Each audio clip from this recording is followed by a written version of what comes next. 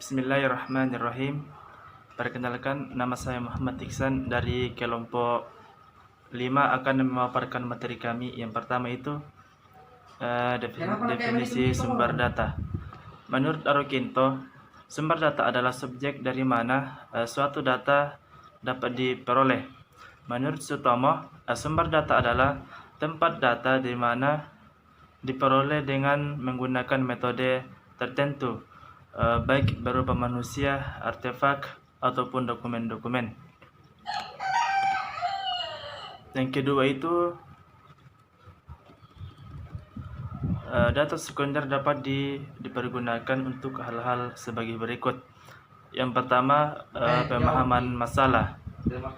Data sekunder dapat digunakan sebagai sarana pendukung untuk memahami masalah yang akan kita teliti. Sebagai contoh, apabila kita akan melakukan peneliti dalam suatu perusahaan menyediakan komponen profil atau data administratif lainnya yang dapat kita gunakan sebagai pemicu untuk memahami persoalan yang muncul dalam perusahaan tersebut yang akan kita gunakan sebagai masalah peneliti. Yang kedua itu penjelasan masalah. Data sekunder bermanfaat sekali untuk penjelasan masalah dan menjadi lebih operasional dalam penelitian karena didasarkan pada data sekunder yang tersedia.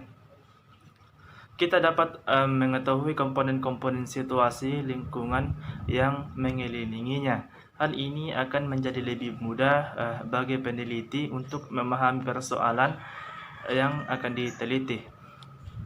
Yang ketiga itu formulasi alternatif masalah yang layak. Yang keempat, solusi masalah. Yang ketiga itu adalah pencarian data sekunder. Yang pertama itu pencarian secara manual.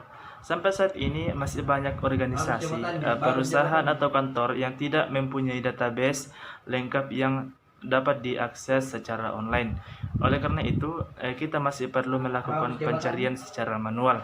Data sekunder dari sudut pandang peneliti dapat diklasifikasikan menjadi dua, yaitu data internal dan data yang sudah tersedia di lapangan, dan data eksternal, data yang dapat diperlakukan dari berbagai sumber lain. Yang kedua itu pencarian secara online.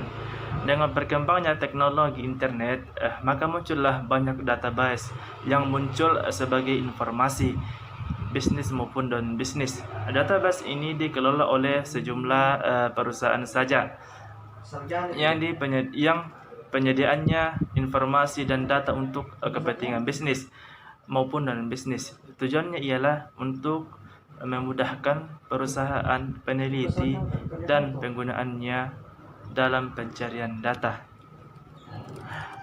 Poin yang keempat itu kriteria dalam mengevaluasi data sekunder. Yang pertama, waktu keberlakuan.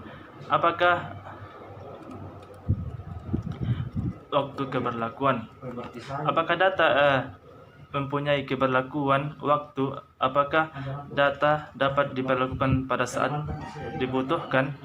Jika saat dibutuhkan data tidak tersedia atau sudah kadaluarsa, maka sebaiknya jangan digunakan.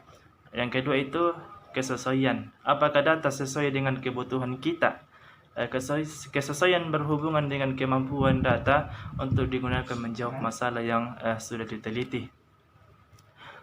Yang terakhir, biaya. Berapa besar biaya untuk mendapatkan data sekunder tersebut? Jika biaya jauh lebih dari manfaatnya, sebaiknya kita tidak perlu menggunakannya. Mungkin cuma ini yang sempat saya paparkan, dan saya persilahkan kepada rekan saya selanjutnya. Baik, saya akan melanjutkan materi yang disampaikan oleh rekan saya. Materi selanjutnya yaitu mengenai kriteria mengevaluasi data sekunder dan pengumpulan data primer. Kriteria dalam mengevaluasi data sekunder ada 4, yaitu yang pertama, waktu keberlakuan. Jika pada saat dibutuhkan data tidak tersedia ataupun kadaluarsa, maka sebaiknya jangan digunakan dalam penelitian kita. Kemudian yang kedua yaitu kesesuaian. Kesesuaian berhubungan dengan kemampuan data yang digunakan untuk menjawab masalah yang sedang kita teliti. Kemudian yang ketiga yaitu ketetapan. Bagaimana data tersebut dikumpulkan atau metode apa yang digunakan dalam mengumpulkan data tersebut. Kemudian yang keempat ataupun yang terakhir yaitu biaya. Jika biaya jauh lebih dari manfaatnya, maka sebaiknya kita tidak perlu menggunakannya. Selanjutnya yaitu pengumpulan data primer. Dalam pengumpulan data primer dapat dilakukan dengan cara survei dan percobaan ataupun eksperimen. Nah, dalam survei dapat dilakukan apabila data yang dicari sudah tersedia di lapangan ataupun di sasaran penelitian lainnya. Contohnya, jenis kelamin, umur, tingkat pendidikan, dan jenis pekerjaan seseorang. Teknik pengumpulan data dengan cara survei dapat dilakukan dengan wawancara dengan responden, teknik angket, dan melalui telepon ataupun observasi langsung. Pengumpulan data primer yang terakhir yaitu percobaan atau eksperimen. Percobaan dilakukan apabila data yang ingin diperoleh belum tersedia.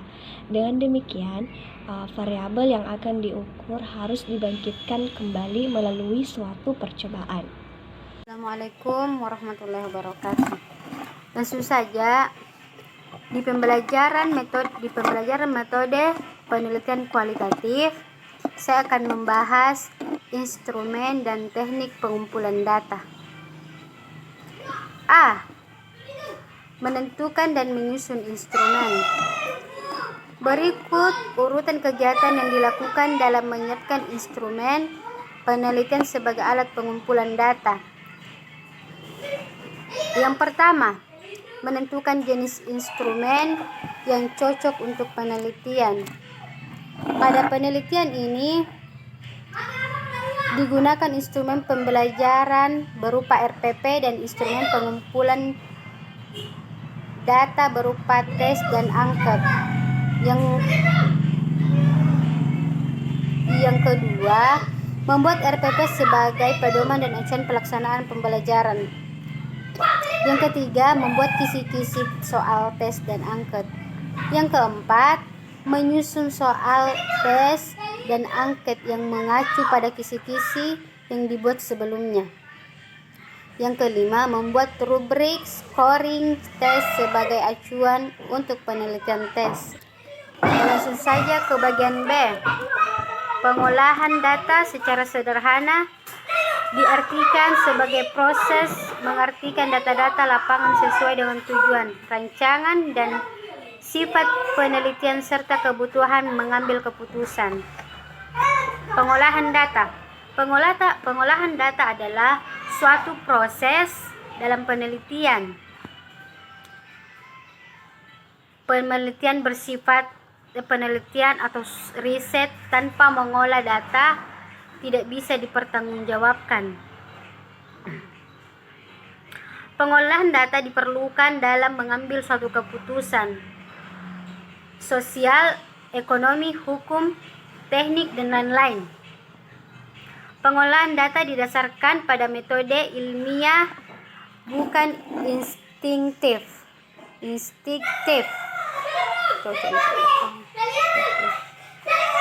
Ya, bagian C. Berikut ini contoh pertanyaan yang baik untuk diberikan diantaranya. Yang pertama, jangan bertanya yang tidak sesuai topik. Yang kedua, gunakan bahasa Indonesia yang baik dan benar. Yang ketiga, tidak menyinggung narasumber atau pihak lain. Yang keempat, gunakan intonasi yang baik, jangan terlalu cepat dalam menyampaikan pertanyaan. Yang kelima, kalimat harus dirangkai dengan jelas dan singkat. Bagian D, format jawaban. Berikut ini adalah contoh menanggapi jawaban yang baik diantaranya. Yang pertama, menanggapi pertanyaan dengan nada suara rendah. Yang kedua, menggunakan bahasa yang dapat dipahami atau yang mudah dipahami. Yang ketiga, tidak kasar dan tidak emosi dalam menanggapi pertanyaan. Yang keempat, harus sabar. Dan yang kelima, menanggapi dengan jelas dan singkat. Bagian E, model jawaban. Yang pertama, memiliki komposisi. Yang kedua, proporsi dan keseimbangan. Yang ketiga, menarik dan berkesan wajar. Yang keempat, kesatuan dan irama. Bagian F, mengumpulkan data. Mengumpulkan data adalah aktivitas mencari data yang dibutuhkan dalam rangka mencapai tujuan penelitian. Ya, mungkin itu saja yang dapat saya sampaikan. Lebih dan kurangnya mohon dimaafkan. Saya akhiri dengan ucapan billahi fisabilil haq, istabiqul khairat. Assalamualaikum warahmatullahi wabarakatuh.